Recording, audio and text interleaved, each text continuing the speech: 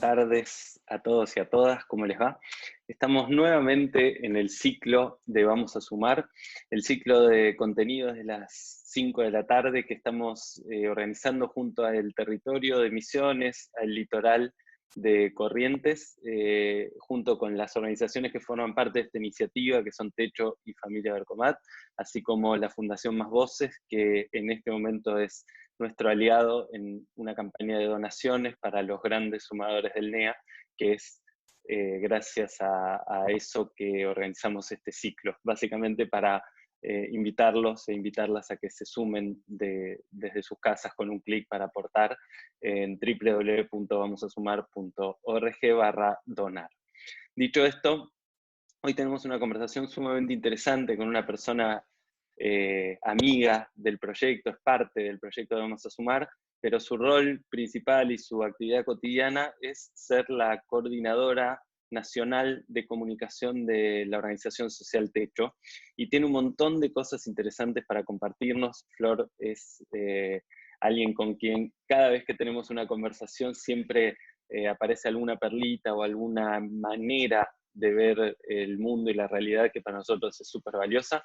Así que bienvenida, Flor, y gracias por sumar. Gusto es mío, me encanta estar en este espacio, nos lo debíamos además y bueno, con toda esta situación podemos hacerlo y también podemos permitirnos el tiempo para charlar un poco y reflexionar juntos, que creo que es algo que dentro de todo lo malo de la situación es algo que está bueno para poder hacer. Está buenísimo.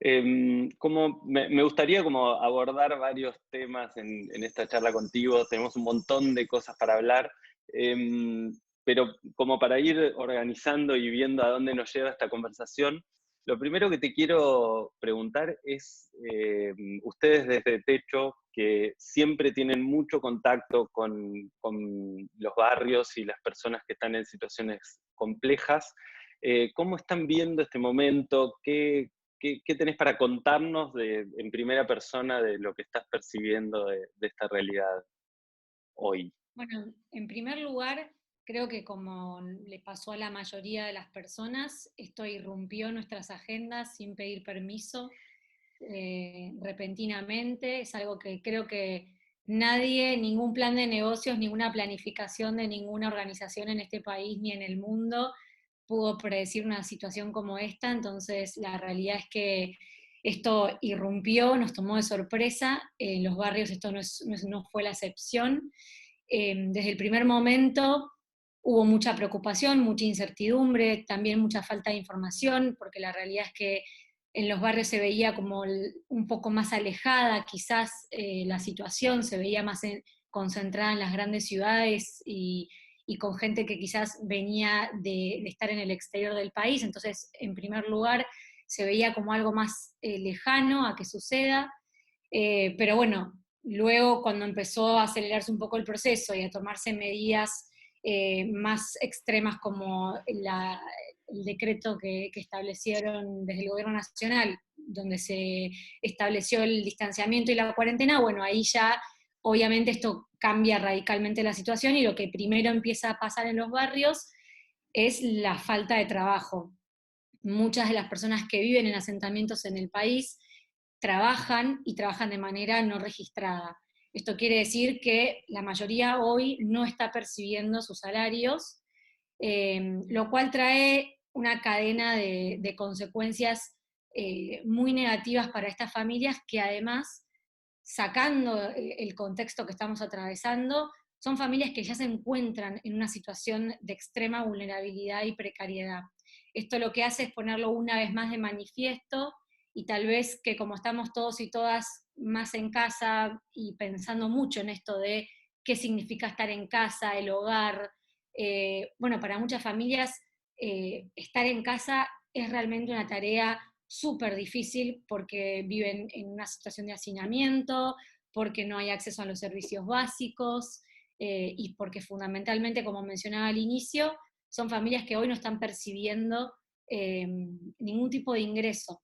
Entonces, toda esta cadena de vulneraciones se pone de manifiesto muy crudamente y lo cual hace que la situación se agrave. Y esto sin contar además, que me parece que es algo de lo que tenemos que hablar, y si bien en los medios hay cierta presencia del tema, la situación también con el dengue ya venía siendo algo preocupante en los barrios populares, en algunas zonas del país todavía más, hay muchos casos, así que fue como un combo un poco explosivo que se juntó la pandemia con otro foco también importante en términos de salud que tiene que ver con la situación del dengue.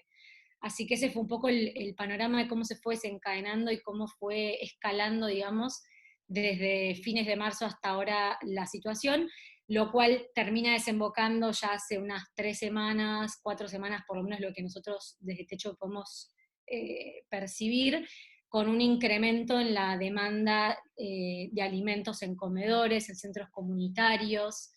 Empezó a hacerse como muy, muy urgente este asunto y el pedido de asistencia de cientos y cientos y cientos de comedores, lo cual, bueno, hizo un poco que Techo tenga que reenfocarse, ¿no? Vos bien sabés y conocés, y muchas de las personas que seguramente nos están viendo, nos conocen más por la construcción de viviendas de emergencia, por acompañar proyectos de infraestructura en los barrios. Bueno, esto hizo que, como decía al principio, irrumpió la agenda y cambiar los planes. Ujú.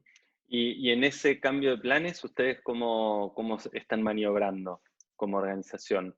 Digo porque además hay toda esta implicancia del distanciamiento social y el riesgo de estar presente y expuesto. ¿Cómo están llevando esa situación? Bueno, la verdad es que se dio un fenómeno, digamos, siempre, por lo menos desde mi percepción, siempre creí que somos una organización muy ágil y muy flexible, pero esto que estamos viviendo como terminó de confirmar y de comprobar que efectivamente lo somos. eh, Tuvimos algunos primeros días de confusión generalizada, que nadie estaba exento, digo, nos pasó a todo el mundo, y tuvimos unos primeros días de reflexionar mucho, porque en primer lugar algo que siempre nos guía y es como nuestro norte es la responsabilidad, ¿no? Cuando uno tiene un trabajo masivo en el ámbito que sea, pero en el caso de Techo, en barrios populares y que moviliza miles de voluntarios todos los fines de semana, teníamos una responsabilidad, diría, enorme, porque bueno, había que actuar con mucha seriedad y atendiendo también a las medidas sanitarias dispuestas por el gobierno nacional, por el Ministerio de Salud, por todas las autoridades competentes. Entonces, al comienzo de todo, nos tomamos algunos días muy cortos porque el tiempo fue muy, muy veloz, pero bueno, tomamos algunos días para pensar bien cómo era que Techo tenía que rearmarse y dar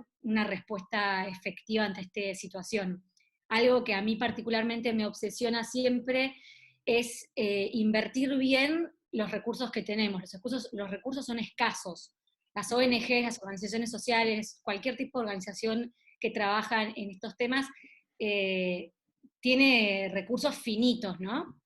Entonces, estábamos muy preocupados y preocupadas porque lo que hiciéramos hacer tenga el mejor y el mayor impacto posible, y ser eficientes y efectivos y responsables.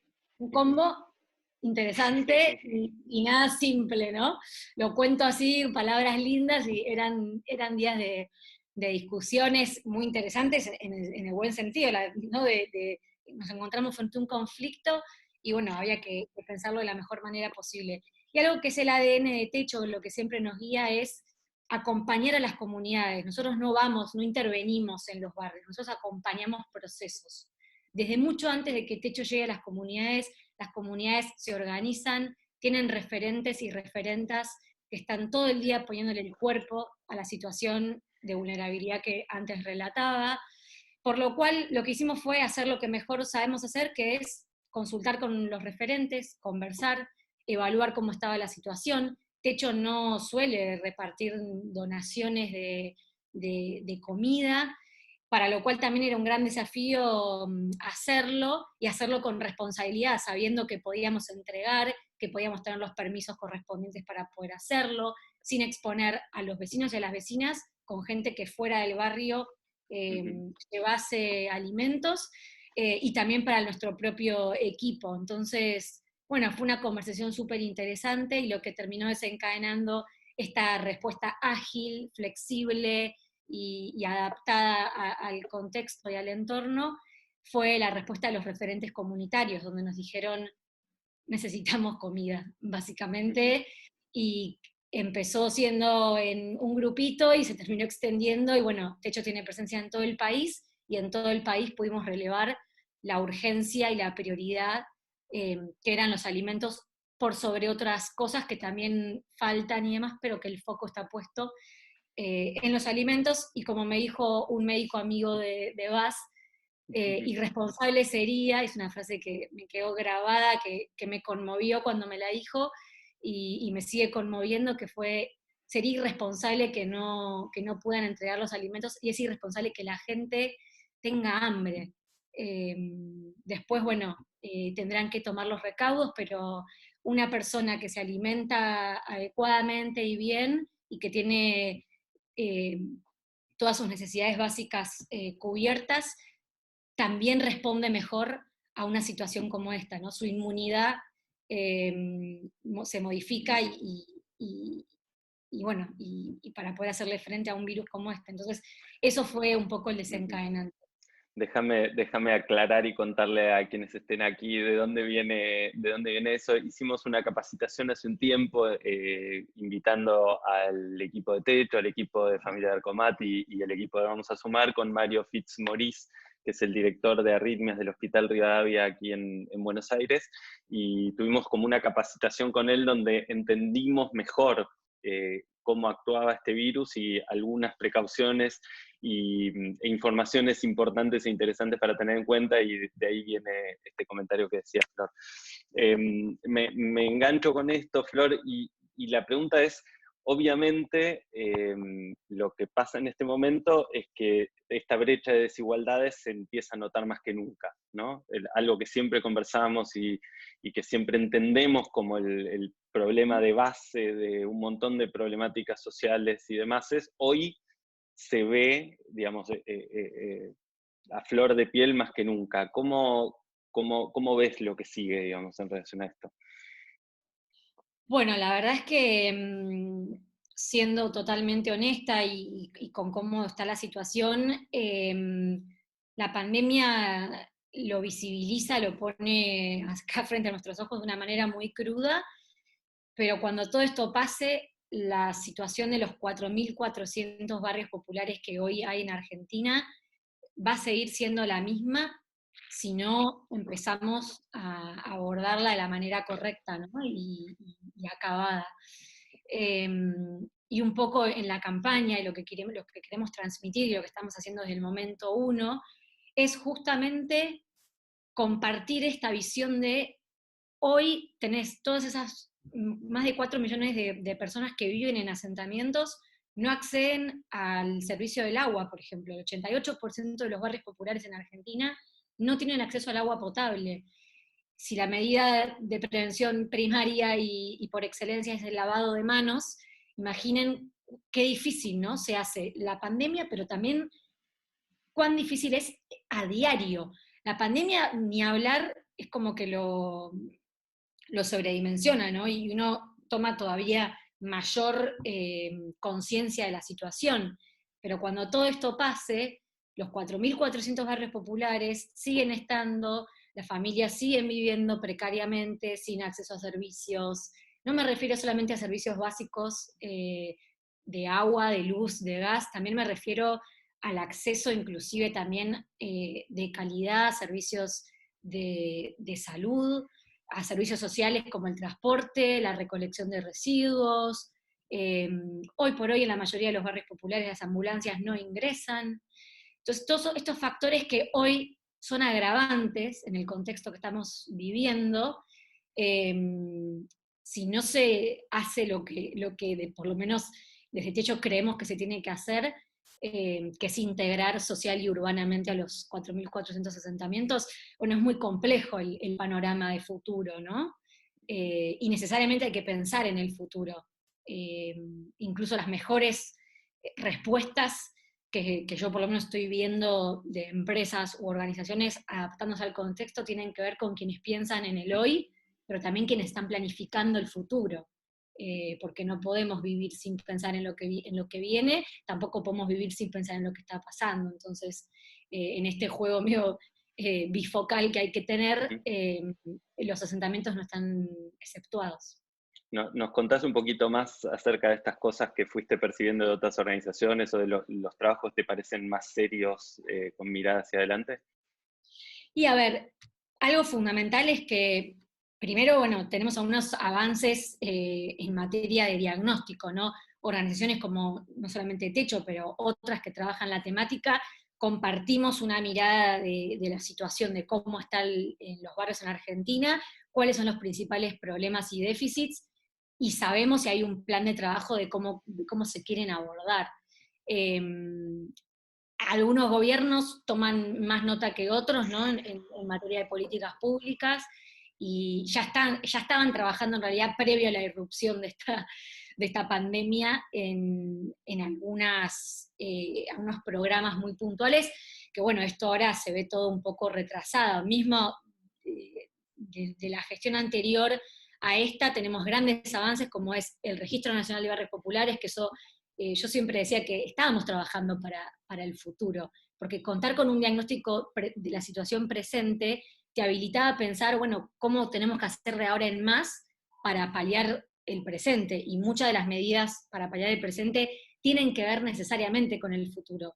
4 años de gestión para cualquier gobierno en cualquiera de los niveles es muy poco tiempo.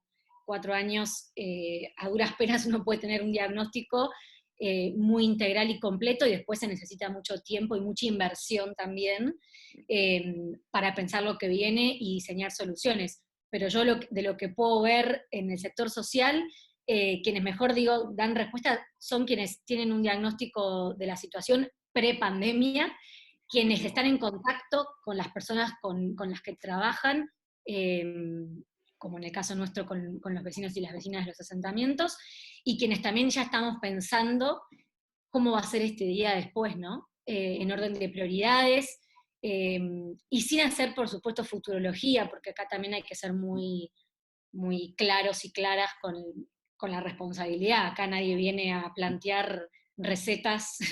Creo que esto va a ser muy dinámico como lo vino siendo hasta ahora, pero creo que hay que prepararse para lo que venga el día después. Bien.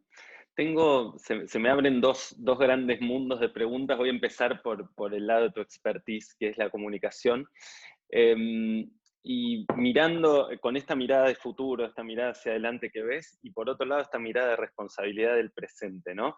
Quiero hacerte dos preguntas. Una en relación al presente y la comunicación, y dónde sentís que hay que poner la responsabilidad en eso, y la otra en relación al futuro y estas narrativas que tenemos que construir para construir un futuro diferente al que estamos atravesando. Así que empecemos por el presente y después nos vamos para adelante. Me parece súper interesante las dos. En cuanto a lo primero, que tiene que ver más con el presente, repetime la pregunta, igual la primera parte, porque quiero agarrar. En términos de responsabilidad, ¿dónde sentís que está la responsabilidad en la comunicación de parte de Techo como organización? Y en general lo digo, porque estamos hablando de organizaciones sociales, a nosotros esto nos atraviesa como vamos a sumar y me parece muy interesante escucharte en esa línea. Ahí yo tengo una gran preocupación del presente y la comunicación, y es la desinformación. Eh, Estoy a diario en contacto con grupos personales y laborales de WhatsApp en varias plataformas, y me preocupa mucho la circulación de información falsa, de información que lo único que busca es dañar los avances o la situación que se quiere contener, ¿no? Que se busca contener. Datos falsos, digo, desde testeos hasta conspiraciones internacionales, hasta el origen del virus, hasta, no sé, compras de insumos, no sé, he visto de todo en este tiempo. Y creo que eso es una preocupación que por lo menos en el sector de la comunicación viene preocupando bastante. Se le está dando bastante agenda, pero preocupa bastante. porque atenta contra una de las principales cosas que yo creo que hay que hacer en este momento, que es, y esto nos cuesta mucho a los y a las argentinas, y a las marcas también, ya que estamos hablando de la comunicación y la responsabilidad, es quedarnos callados, informarnos en los lugares oficiales, y hacer caso. Yo lo pongo un poco en ese orden, y lo digo así medio en criollo, porque creo que nos cuesta hacer eso. Y nos cuesta también entender que no sabemos todo, que no somos todos epidemiólogos, ni infectólogos, ni virólogos. Y creo que hay que ser muy responsables en línea con eso. Entonces, con relación al presente, yo en cada espacio que tengo y aprovecho y lo digo es, por favor, no reenviemos más. Gracias ahora igual, por suerte que las plataformas tomaron nota de este tema y están limitando, WhatsApp ya no puedes reenviar más de 5 personas el mensaje, te hace mandarlo individualmente y ya no en listas masivas de difusión, pero no reenviemos contenidos ni audios que nos llegan, que generalmente, por supuesto, y desde ya, que no parten de una mala intención, digo, estoy rodeada de familiares que desde su mejor lugar lo comparten, preocupados por algo que les llega, pero no reenviemos contenidos, ni audios, ni fotos, digo, todo tipo de contenido audiovisual, que no tengamos chequeado, que no sepamos la fuente, que no sepamos de dónde viene. Yo desconfío mucho. Yo cuando veo titulares o cosas en Facebook, apenas abro y veo el logo de Clarín, La Nación o Página 12, digo, cualquier línea editorial de cualquier medio de comunicación, y veo las letras cambiadas, yo ya desconfío. Hay elementos que tenemos, incluso visuales, para darnos cuenta cuando algo no es verdadero, no es auténtico, no es oficial, o no está chequeado. Entonces, esa es una de mis mayores, te diría hoy, preocupaciones en torno a, más en un momento como el que estamos viviendo, ¿no? De tanta información. Si ya veníamos infoxicados previo a la pandemia, ahora, no sé, debemos estar en un nivel de locura total, porque aparte estamos también más proclives a ver las noticias, a escuchar la radio, que eso es muy bueno, porque bueno, ahí sí vemos y circulamos contenidos oficiales, aunque a veces algunos medios también se comen algunas curvas, pero en general eh, tenemos la información ahí oficial y chequeada y trabajada con seriedad. Entonces, yo lo que recomiendo, y una de mis mayores preocupaciones del presente y la información tienen que ver con eso. ¿Cómo Techo trabaja eso? Bueno, transmitiendo esto mismo, transmitiendo también que solo se acuda y se asista a las fuentes oficiales, mismo con los vecinos y las vecinas de los barrios, ante la catarata de anuncios que a veces ocurren sobre ingresos de emergencia familiares, asignaciones universales y demás. Siempre estamos como súper al día y compartiendo toda la información que recuperamos de las carteras de gobierno correspondientes, ¿no? De cada anuncio, de cada política, y compartimos siempre lo oficial. Y creo que hay que ser muy enfáticos y muy responsables con eso. Y cuando vemos alguna organización o persona particular que sea, que está compartiendo tal vez alguna información por lo menos sospechosa, decirlo, compartirlo, pero desde el mismo respeto con lo que esa persona seguramente te lo compartió a vos pensando por el bien, ¿no? Nadie piensa, seguramente hay malas intenciones en algunos lugares, en las redes lo podemos ver, sobre todo una red como Twitter, tal vez donde hay un poco más de tráfico, este tipo de cosas, pero en general, nada, compartir y decir, mirá, la fuente oficial o la información es esta, creo que eso es muy importante en un contexto como este.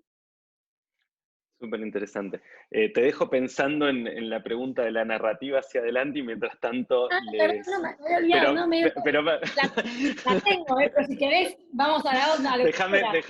déjame que les cuento a todos y a todas quienes entraron un poquito más tarde, que estamos conversando con Flor Drucker. Flor es la directora nacional de comunicación de la organización Techo, y que este ciclo forma parte de un acuerdo que hicimos desde Vamos a Sumar con el territorio en Misiones, para compartir algunos conocimientos y un lente distinto o un lente complementario para entender un poco mejor este momento, y también forma parte de esta campaña de donaciones que organizamos a Sumar para los grandes sumadores del NEA, www.vamosasumar.org/donar. Eso, si les gustan estas conversaciones, si quieren que sigan existiendo, también aporten a esta campaña que ya se está entregando y demás. Ahora sí vuelvo a ti, Flor, habiendo dado contexto de todo esto. Ah, y algo más, que si tienen preguntas o comentarios que quieran compartir con Flor, en un ratito vamos a abrir espacio, pueden escribirlas en el chat de este Zoom y después la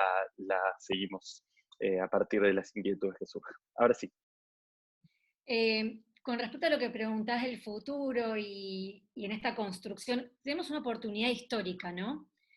A mí no me gusta mucho la filosofía de la oportucrisis o busquemos el lado positivo. Hay que ser honestos y honestas. La situación es angustiante para muchas personas que no están pudiendo laburar, que no pueden cobrar, para muchas personas que estar encerradas les hace muy mal, para los niños y las niñas, para las personas adultas mayores que no pueden salir, muchas que están solas, digo, hay que reconocer y decir, es un momento complejo, ¿no? Y dentro de este escenario tan complejo, sí tenemos una oportunidad de construir algo nuevo, y creo que esto es una frase que vengo escuchando y que no voy a decir nada que nadie haya escuchado ni tirar ninguna máxima, pero claramente el mundo como lo conocimos posiblemente no sea el mismo, y nos tengamos que relacionar de una manera distinta por un tiempo, cambien algunas costumbres, algunos usos, prácticas de comunicación, ni que hablar, de trabajo, digo, va a cambiar mucho, pero algo interesante que me parece, que por lo menos los primeros días de la pandemia lo sentí, lo viví, tiene que ver con la construcción de solidaridad, con la construcción de la empatía, con la construcción de una ciudadanía tal vez más activa, eh, y vuelvo a la palabra más empática. ¿Y por qué digo esto?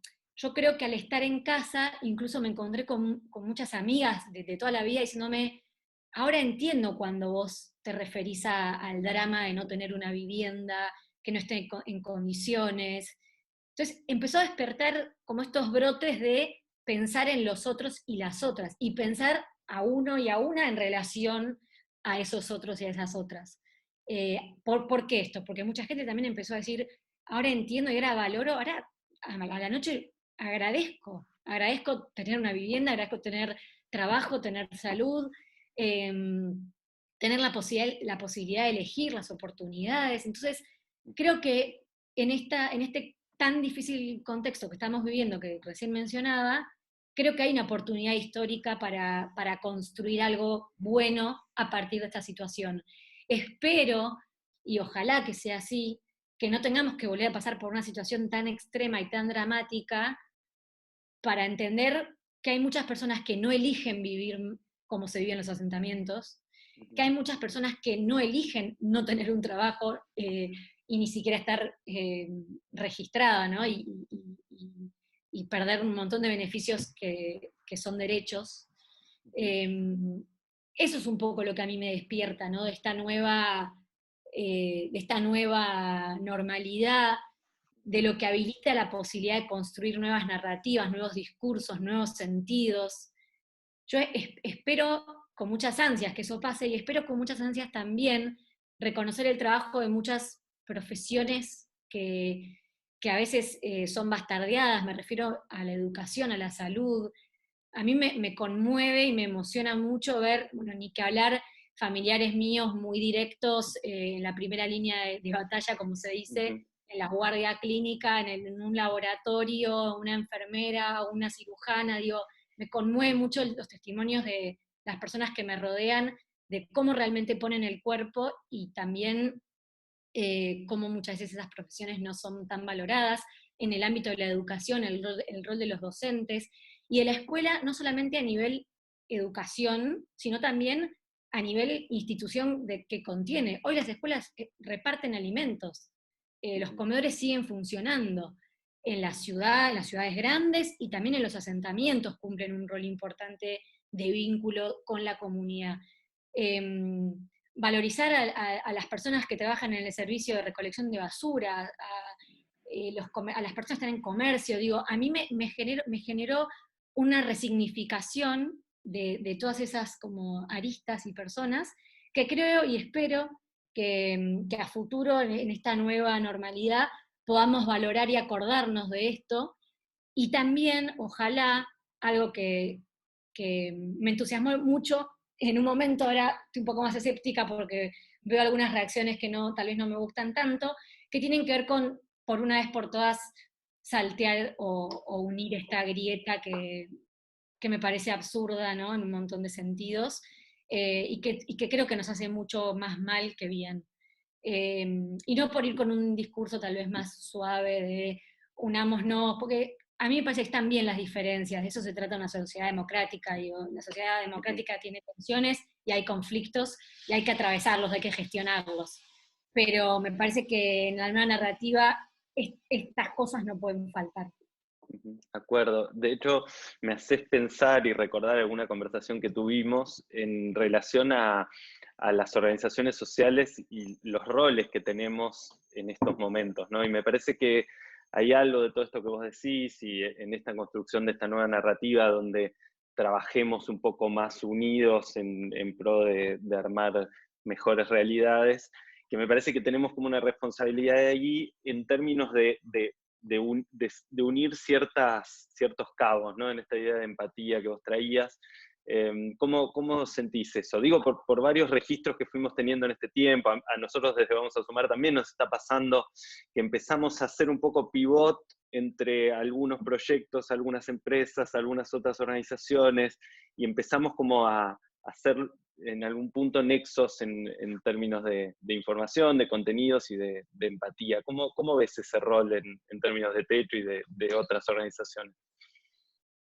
Eh, a mí me fascina el mundo del sector social porque puedo ver el potencial que tiene a la hora de ser como un catalizador de redes, ¿no? En ese sentido, desde Techo se generan cosas muy interesantes de estas articulaciones, de esta cooperación tripartitia que muchas veces el sector privado, el sector público, el sector social y, por ejemplo, un grupo de vecinos y vecinas de un asentamiento. Eso la verdad que siempre me inspiró mucho, y que creo que en momentos como estos se realza y se valora mucho más y se ve. Hemos tenido varias experiencias en estas semanas, desde que empezó todo esto, de justamente esta combinación y de poder complementarse. A mí también siempre me gusta decir que las organizaciones sociales no venimos a reemplazar el trabajo del Estado, ni pretendemos hacerlo. Somos una pata más de cooperación. Y creo que en ese sentido se pueden generar articulaciones copadas, interesantes, donde quizás una empresa privada a través de sus empleados y empleadas puede hacer una colaboración X, una organización social la puede vehiculizar, y también con el Estado mismo, porque ¿por qué no? Creo que tenemos que animarnos y soltar un poco más para ese tipo de trabajo mancomunado. Yo creo que va por ahí el secreto de, no sé si llamarle de éxito, pero creo que del correcto abordaje, tal vez sería. No, y además, en parte, esta crisis lo que trae es que con distintas magnitudes y escalas, pero nos atraviesa a todos, ¿no? Entonces, a veces, a todos y a todas, lo digo en términos de organizaciones, y a veces es como que uno no se da vuelta para pensar en que una organización que siempre está bien y que nunca tuvo problemas y demás, es que hoy los puede estar teniendo también, ¿no? Entonces, ahí hay como otra mirada de esto que estamos conversando. Sí, 100%. Y las organizaciones y también mismo, digo, casi todos los sectores la están pasando mal en alguna medida. Digo, es un momento donde, nada, el parate hace que se frenen un montón de cosas, de actividades, y esto claramente tiene consecuencias. Entonces, para mí todavía cobra más sentido la cooperación. Y en aquellos lugares donde tal vez el Estado no llega, una organización social puede hacerlo a través de la colaboración de una empresa, y también con lo que el Estado también facilita. Muchas veces hemos tenido casos en Techo, la verdad, estas semanas súper interesantes. No sé si me vienen ejemplos, no quiero nombrar ninguna marcas, pero por un tema, no Dale, sé, dale, contá no lo que sé, quieras, no te pero preocupes. eh, han ocurrido cosas interesantes en Córdoba, por ejemplo, con una empresa que, che, yo quiero apoyar, quiero que hagamos algo porque me preocupa mucho el tema. Eh, entonces, sí, obvio, mirá, vení, en Córdoba al principio de la pandemia observábamos que los comedores directamente estaban cerrados. No llegaba nada, digamos, la situación era súper, súper compleja. Entonces, estaba esta empresa, estaba Techo, y había otras organizaciones sociales que sí se dedican a la distribución de alimentos, y dijimos, no, pero acá tenemos que uno más uno más uno, o sea, y no era la mezquindad de, bueno, vos por tu parte, yo por la mía. Para mí es un gran momento para también poner en práctica la humildad, reconocer a organizaciones o a colegas que trabajan y que trabajan muy bien temas que quizás uno no, y justamente es el momento de levantar el teléfono y decir, ¿cómo podemos ir los dos juntos para ese barrio, para ese comedor, y trabajar? Y en Córdoba se dio eso, se dio la empresa, se dio otra organización, se dio Techo. En La Plata, la semana pasada, la anterior, también con la colaboración de una cadena de supermercados más del municipio, más los ciudadanos y las ciudadanas, se propuso a través de Techo, y también estaban otras organizaciones, que la gente pudiera en la compra al supermercado dejar su donación de alimentos eh, a las organizaciones de manera directa. Y ese vínculo lo facilitó el Estado, el sector público, que dijo, bueno, hagamos esto, propongo hacer esto con una empresa. Entonces digo, este tipo de cosas sí sucedieron en Tucumán también, no me quiero olvidar de ninguna de las que estamos trabajando Ujú. en este formato, en Neuquén también, pero este tipo de cosas, bueno, con ustedes y a través también de toda la iniciativa vamos a sumar más en el NEA, pero todas estas cosas, ojalá que nos queden también como práctica. Digo, sería muy interesante, por primera vez de verdad, que se trabaje mucho más con estas líneas de acción. Ujú. Porque aparte nos tenemos que dar cuenta que solos no podemos. Y ese es uno de los aprendizajes también que yo creo que se puede sacar la frase y extrapolar a todo todo en este momento, pero creo que es una de las cosas que más me quedan también, de, che, solos no vamos a poder con esto. Ni Techo, ni ninguna organización más grande o más chica. De esto se sale colectivamente, y creo que es una frase que hay que tomar y darle mucha forma a que realmente para mí la salida es mucho más pública, colectiva, ciudadana, transversal, diversa. Ujú. Voy a hacer yo una última pregunta y después si tienen ganas de consultar algo, preguntarle o comentarle algo a Flor, pueden hacerlo por aquí. En términos internacionales, entiendo que Techo tiene obviamente sedes en varios países. ¿Están comunicados, están trazando estrategias juntos? ¿Es similar lo que está pasando en cada uno de los países? ¿Ves que hay países que están trabajando mejor o peor algunos temas de los cuales podemos aprender? Ujú. Bueno, Abro. de hecho tiene presencia en 19 países, para quienes están acá en la sala y no lo saben, y estamos en constante contacto, tenemos una reunión semanal fija con todos los países, por esta campaña que estamos llevando a cabo, que en realidad empieza, digamos, y nace un poco acá en Argentina con la agencia que nos apoya a nosotros desde hace años, que es Young and Rubicam, que empezamos a pensar cómo hacer una campaña que recaude y que también concientice sobre la situación. Y esa campaña terminó virando en algo gigante, regional, donde todos los países se sumaron, algunos con adaptaciones y demás, y estamos en constante contacto. Es muy loco porque es la primera vez en años anteriores o en experiencias pasadas, quizás sucedía que había un país con un desastre natural, una inundación, un terremoto, pero así como ahora que la situación sea igual, es como que hablas con el resto y les pasa, o sea, está pasando lo mismo, es como muy, muy choqueante. Estamos compartiendo constantemente buenas prácticas, estamos en todos los países repartiendo alimentos. Lamento no tener ahora en mente el número preciso, pero hasta hace 2 días habíamos distribuido alimentos y productos de higiene en toda la región para más de 50.000 familias, lo cual, bueno, muestra un poco el impacto de las campañas a nivel local. Eh, y también estas colaboraciones que recién hablábamos de sector privado, sector público, organizaciones sociales, eso se dio bastante. Bueno, en Chile, de hecho, está hace muchísimos años, es originalmente de ahí, y se dio algo muy interesante también. Ellos tienen una capacidad de acción y de articulación muy grande. Y después sí tenemos quizás países donde la situación es más compleja, públicamente, digamos, que se sabe, como el caso de Brasil, mismo el caso de Ecuador más puntualmente en Guayaquil, eh, que bueno, la verdad que ahí preocupa y bastante cómo va a seguir trabajándose la situación, ¿no? Creo que nada, no soy especialista ni estoy ahí, pero por lo que puedo intercambiar y escuchar, es complejo, así que creo que en ese sentido ahí Argentina por lo menos dio algunos pasos en firme que hicieron que la situación esté lo más controlada dentro de la situación posible, que fue el respeto de la cuarentena, ¿no? Y de quedarnos en casa. Creo que eso fue como nada, y algo bastante importante.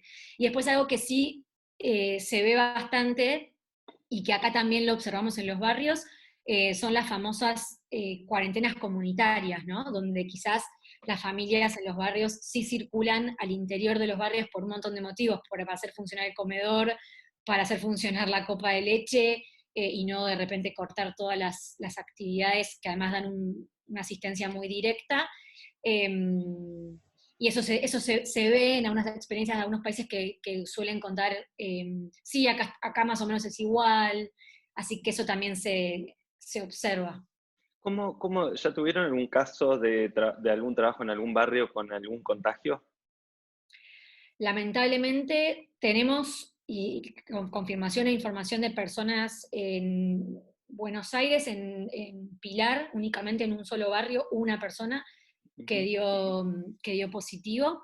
Eh, y luego en el resto del país, al momento no tenemos registro de mayores casos. En el resto de los países, la verdad desconozco, no lo sé. Ujú. Pero en este Eh, barrio, ¿cambió la dinámica a partir de ese caso?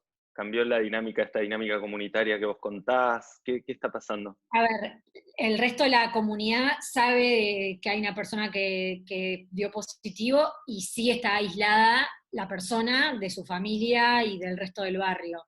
Eh, y sí se toman algunos recaudos más que igual no son muy distintos a los que hacemos y tenemos todos en estos días, ¿no? Del uso del tapabocas, del uso de guantes y tirarlo inmediatamente después de tocar cualquier superficie, el lavado continuo de manos con alcohol en gel, porque en muchos casos cuando no hay acceso al agua constante y fresca, el alcohol en gel no reemplaza, pero por lo menos es una manera, eh, y desinfectando las superficies. O sea, eso quizás se aceleró, se incrementó por lo que pudimos conocer cuando fuimos. A mí me tocó particularmente visitar a ese barrio hace unas semanas para llevar alimentos, pero la persona no, digamos, no está en el grupo de riesgo de edad, entonces venía respondiendo bien digamos, a la situación y no digo tratamiento, porque en sí no hay un tratamiento así.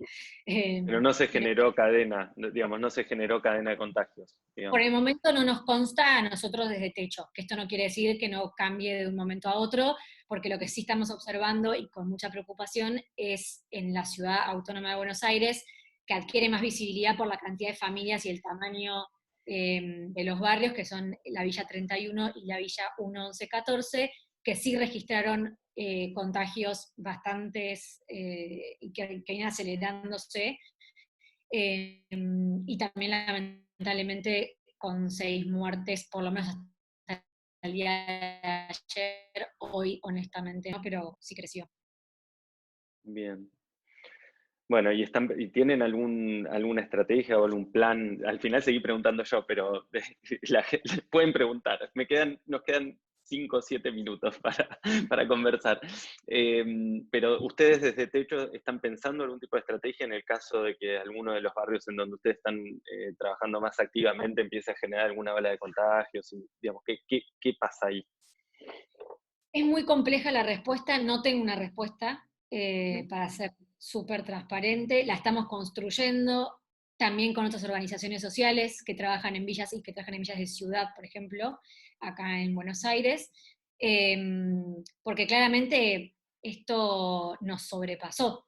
Y Techo no es una organización experta en temas sanitarios ni de salud, entonces como vuelvo un poco a la responsabilidad que decía ujú, antes, eh, hay que tener mucha responsabilidad con este tema y estamos preparándonos para ese momento y estamos preparando ahora, redactando una serie de recomendaciones de un futuro, esperemos, protocolo adaptado a la realidad de los asentamientos, porque el protocolo que hoy tenemos, que te indica, en el caso de, hago referencia a la ciudad de Buenos Aires porque es donde vivo y en los números que me ujú, acuerdo, pero en cada ciudad cambia según su territorio, pero hoy el protocolo que a vos te digan, bueno, si tenés fiebre, llama al 107 y la ambulancia viene a la puerta de tu casa y estás cuidado porque la ambulancia llega a la puerta de tu casa, no es el mismo criterio que hay que aplicar a los asentamientos donde las ambulancias no ingresan. Entonces, lo que estamos haciendo es, con todo el diagnóstico de situación y nuestra experiencia en territorio, es decir, bueno, juntémonos las organizaciones que trabajamos en el campo y elaboremos en conjunto un protocolo de actuación específico para, en el caso de que tengamos infectados. A la hora de distribución de alimentos, sí estamos con el protocolo famoso, digamos, de medida de seguridad que ujú, sabemos, ¿no? De mantenemos la distancia, vamos muy poquitas personas, distribuimos en grupos, son dúos. ujú, Vamos 2 autos, 2 personas o 3, como mucho, nos recibe una persona del comedor, eh, cuando recibimos la mercadería la desinfectamos, la entregamos, la volvemos a desinfectar, tapabocas, pelo atado, digo, las recomendaciones que se conocen son las mismas a la hora de la distribución. Con respecto al bien. otro, lo que te compartí. Bien. Te agrego algo más que puede ser útil y que estábamos conversando con Mario Fitz, Maurice, tuvimos una de estas conversaciones el otro día, y uno de los comentarios que nos hacía Mario, que a mí me quedó grabado, así como a usted quedó grabado el otro, me quedó grabado algo que él decía, que es que las personas no están, digamos, con el miedo del coronavirus y lo que implican los síntomas del coronavirus, no están conscientes o están postergando consultas que son importantes ante síntomas de cualquier otra patología. Y que si eso, no hay una buena comunicación sobre eso, o sea, te duele el pecho, digo, si te duele el pecho tenés que ir a consultar al médico, por más que no sea coronavirus, no tenés que esperar. Y lo que él planteaba es que si todas estas cadenas de consultas se van postergando, las patologías después cada vez van a ser más graves y la curva de consecuencia a mediano o largo plazo en términos de población puede ser mucho más grave que hoy te contagies de coronavirus. Entonces, me parece que es algo para ir trabajando también. Obviamente en los asentamientos esto debe funcionar un poco diferente por el acceso a los sistemas de salud, pero lo agrego como me parece como una información valiosa para... Es fundamental lo que estás diciendo y la detección temprana de un montón de patologías y de afecciones claramente es un tema y lo sabemos y también en los barrios mismos cuando vamos y tenemos la posibilidad, el otro día justo una vecina comentaba, su hija requiere una medicación anticonvulsionante porque tiene una patología relacionada a la epilepsia y nos consultaba, claro, con el temor de no conseguir la receta del médico por no ir a la guardia o porque en la farmacia del barrio más cercana no le aceptaban la receta digital y bueno, toda esa complicación. Uh -huh, Y un poco le decíamos, no, bueno, pero es fundamental que igual, de alguna manera, la red, y ahí también nos pusimos a disposición en esa microdemanda con esos casos chiquitos, tal vez más individuales, para poder conseguir la medicación, después la pudimos conseguir y no tuvo que salir de la casa ni nada. Pero bueno, estuvimos hablando un poco de eso y creo que es un tema a insistir estas semanas, que seguramente haya más casos por el frío, bueno, por lo que se viene también observando y por si se flexibilizan algunas actividades. Eh, y eso me parece que es nodal. La verdad que es un tema que yo creo más que la gente que trabaja en salud, en el campo de la salud, está muy preocupada y que lo poco que podemos hacer quienes estamos en contacto con personas y en territorio es o sea, transmitir esto, ¿no? De si duele el pecho, anda a la guardia, no importa, como, no sé. Hay que trabajar ese tema, que claramente yo no soy la persona experta, pero que sí creo que es algo a difundir y a comunicar con mucha responsabilidad. Comparto. Tengo un par de preguntas, Flor. Fernando pregunta, ¿cómo es la comunicación para conseguir donaciones en este momento económico tan complejo? O sea, entiendo que se refiere a cómo financiar este tipo de campañas cuando hay mucha escasez de recursos. ¿Cómo Bueno, comunicar eso, ¿no? Para que sea efectivo. es muy complejo porque veníamos hablando de la situación, un poco lo dijimos, ¿no? Pero el parate obliga a que muchas actividades están frenadas y que mucha gente no está percibiendo su salario. Salir a buscar donaciones en un momento como este es muy complejo, para lo cual para mí, y por lo menos desde Techo, desde el inicio de la campaña, lo transmitimos así, el mensaje siempre es, si querés y podés.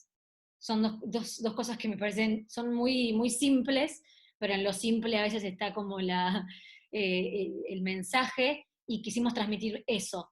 Es, primero, si querés, a Techo, porque hay millones de organizaciones que trabajan increíble y que tu donación va a ir bien y va a ser muy bien utilizada cualquiera.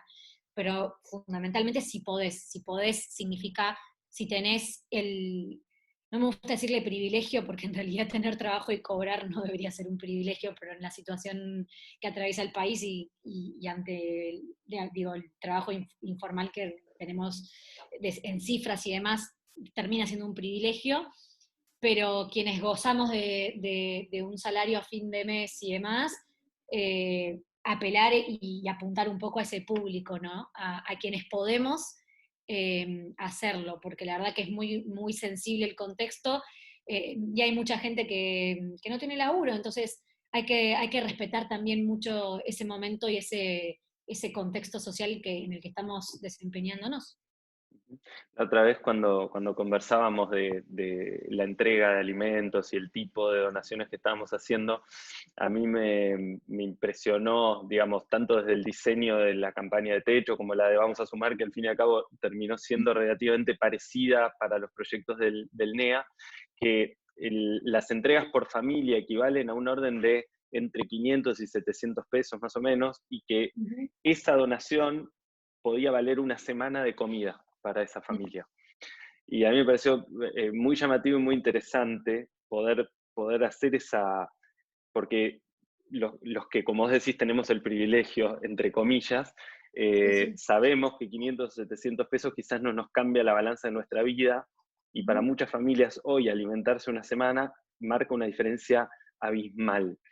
Y tenemos esa posibilidad. Entonces, mi reflexión o mi agregado a lo que vos estás comentando es que si querés y podés, realmente vale la pena. O sea, no es una 100%. pavada.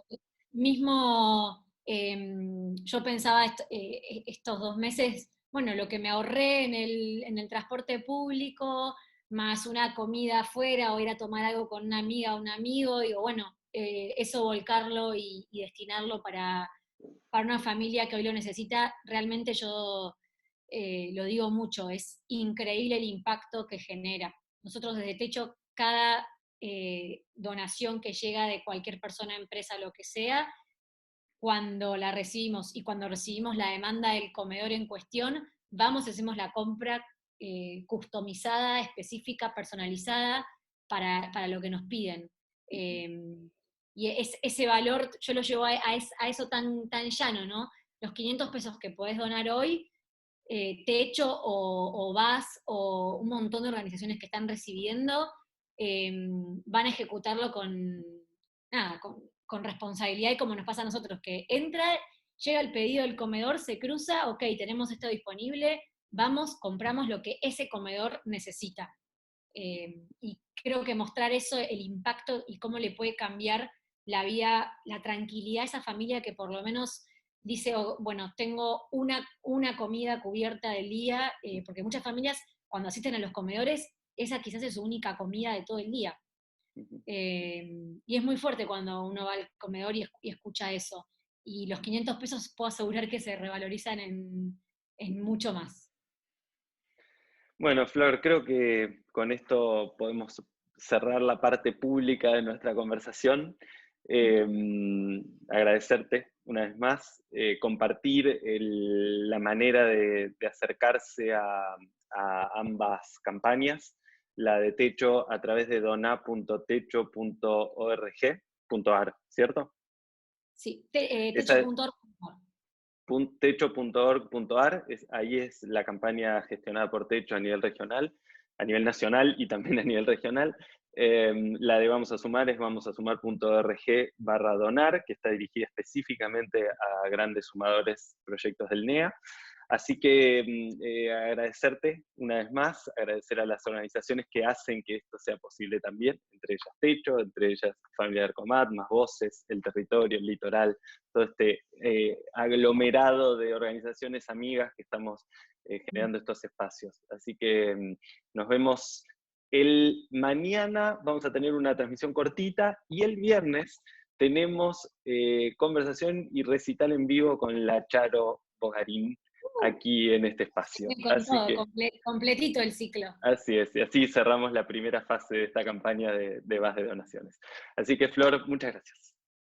No, agradecerte a vos, a todo el equipo y a las personas que estuvieron acá escuchándonos y saber eso, que ojalá que podamos en esta nueva normalidad construir entre todos y todas una sociedad mucho más integrada, solidaria, empática. Así que nada, ese es un poco el mensaje y agradecerles nuevamente.